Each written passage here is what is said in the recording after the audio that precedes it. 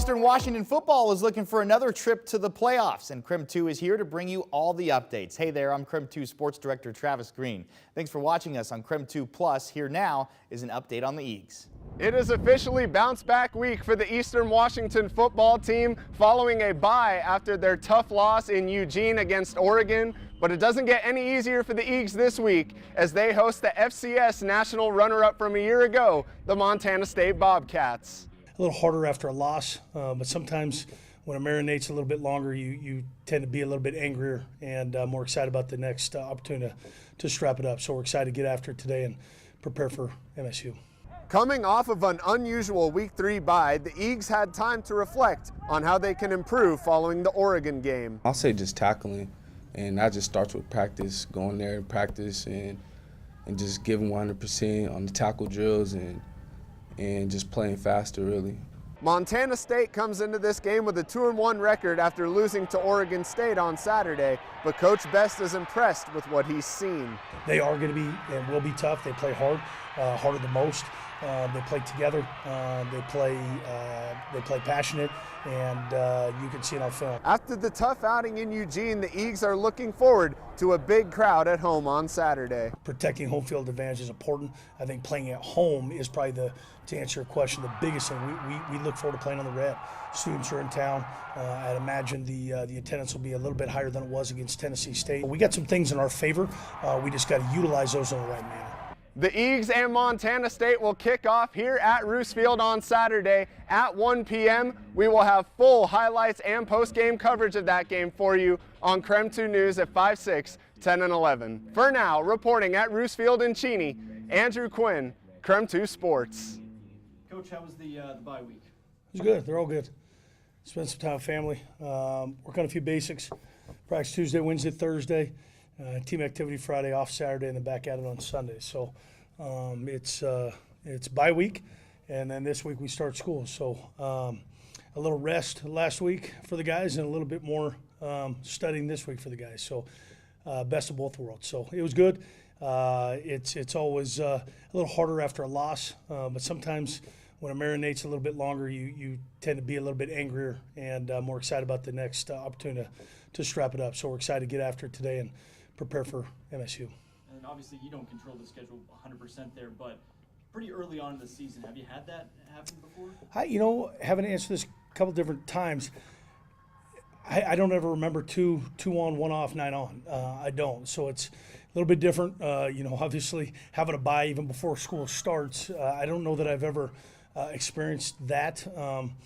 One would like it at 5, 6, 7, kind of split up the season half and half. But I mean, look at the NFL schedule. Some of those guys are, 5 on, 1 off, and then whatever it is, 12 on because they're playing a 17-game season now. So, I mean, look at us, and I know there's parameters in the NFL as far as how long they can go and when they go. But darn, I thought 9 was tough, and all of a sudden some of those NFL schedules, it's 11, 12, 13 in a row. So. It's not equal, never will be equal. We play who we play and the dates that are set. And the fortunate thing going into this 9-game stretch is we're as healthy as probably we've ever been through 3 in air quote weeks. So we feel good about where we're at from a health standpoint too. You get that bye week, and you, of course, get to watch Montana State, Oregon State a little bit, get a little bit more film in on the team. I know you guys had them last year, but especially this year, instead of getting Matt McKay, now you got either Tommy Millot or someone like that, and then also the running back situation there is not 100% sure. What kind of challenges does that create on you? Well, it's interesting. Before we played Montana State last year, they were using McKay and Tommy a little bit together. And then in our game, if I jog my memory good enough, they didn't play Tommy at all in our game.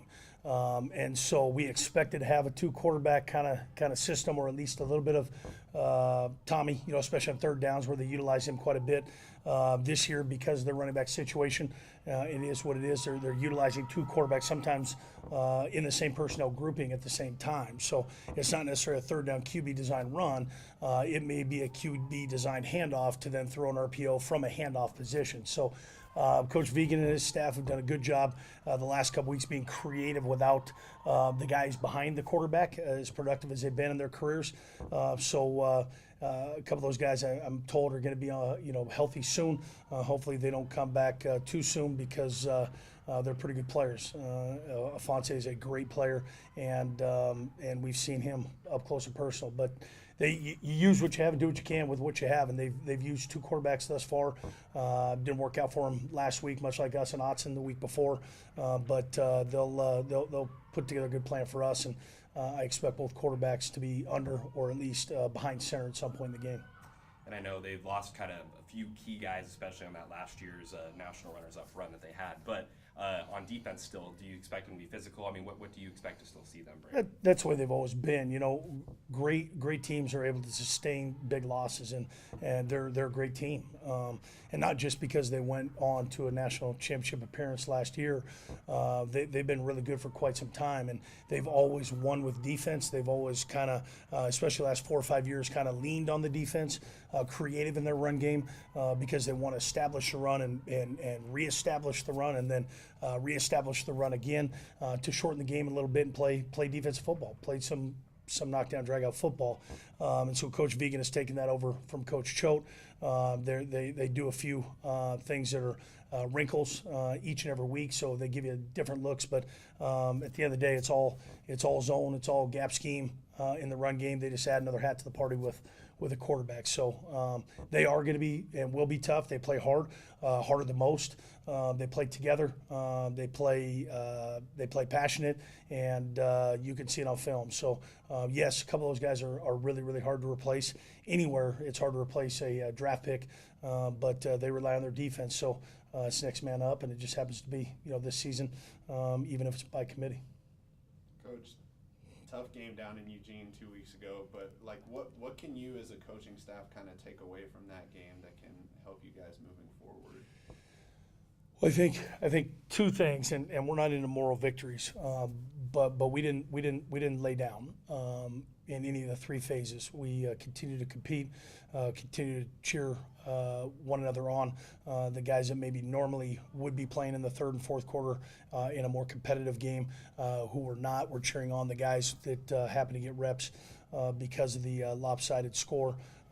They were engaged, and that's a big deal. Sometimes you step back and you're sitting in a different chair and you kind of absorb just kind of the moments that go on without saying anything. You just accept everything, hear things.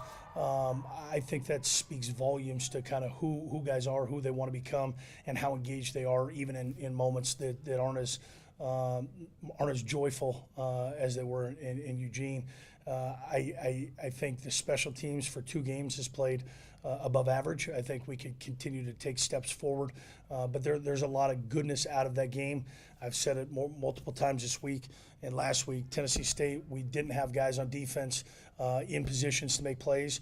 Oregon, we did on defense. We just didn't make the plays when they were in position. So if we can build on the guys now in position to make the plays, to tackle the ball carriers and listen to the whistle, I think we're going to be in a good spot because we are going to see the run and different versions of the run and QB added to the run game. So it's going to be tricky. You got to play and trust your gut, not necessarily your eyes, because your eyes will fool you in some of the sets and the motions and the things that Montana State will do. But I think there's a ton to build off, and this resume in the 22 fall is still far from complete. So excited about the opportunity. Guys are ecstatic. We play a league game before we get out of league, so it's a little bit different, which different in my mind is always good.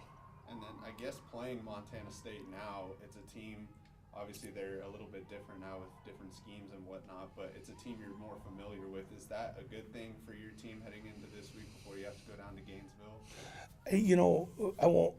I work on this week first because we got a huge opponent in front of us. It is different, kind of different schemes. There just weren't different numbers. We didn't see Tommy last year, and Tommy will take a bulk of the reps at quarterback. But McKay was running the same schemes that Tommy's doing, just doing it in a different manner. They'll move the pocket. They'll get the ball out quick. They'll RPO.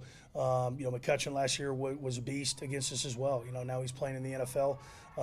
They threw 4 or 5 balls up to him, and he came down with, it seemed like, every single one of them. So guys were just playing really well. at the right time, and that was a battle last year. I mean, at the end of the day, it was a battle, and that's when you know you have two good teams coming together, playing a really good game, and unfortunately, one's got to be on the wrong side of it, and it was us last year. But protecting home field advantage is important. I think playing at home is probably to answer your question, the biggest thing. We look forward to playing on the red. Students are in town. I'd imagine the attendance will be a little bit higher than it was against Tennessee State. Imagine we won't have a rain delay or a lightning delay like we did against Tennessee State. So we got some things in our favor. We just got to utilize those in the right manner. And then just kind of after such a tough loss, you said the guys are ecstatic going into this week, but just how nice has it been to see them kind of bounce back from that throughout the bye week and now heading into practice this week? Well, I think it's similar. My analogy would probably be like when something doesn't go right at home, it's the easiest thing sometimes is to kind of sulk and not be around your family members, your parents and or your pets. But then when you're around them, it's like a rejuvenation. Like it sucked for 48 hours. It sucked. And then getting back out there on Tuesday with no opponent in front of us, we were just doing the thing that we love to do, whether it's coaching or playing. And to be able to do it with the guys that are feeling kind of the same way kind of helped us out to get over that hump. We're still not totally over it because you want to remember it and learn from it. But I think getting back to what it was that kind of stung so much could be some of the best things for you. Instead of avoiding it, let's go attack it, even though it didn't feel good the last time we were out and they were keeping score.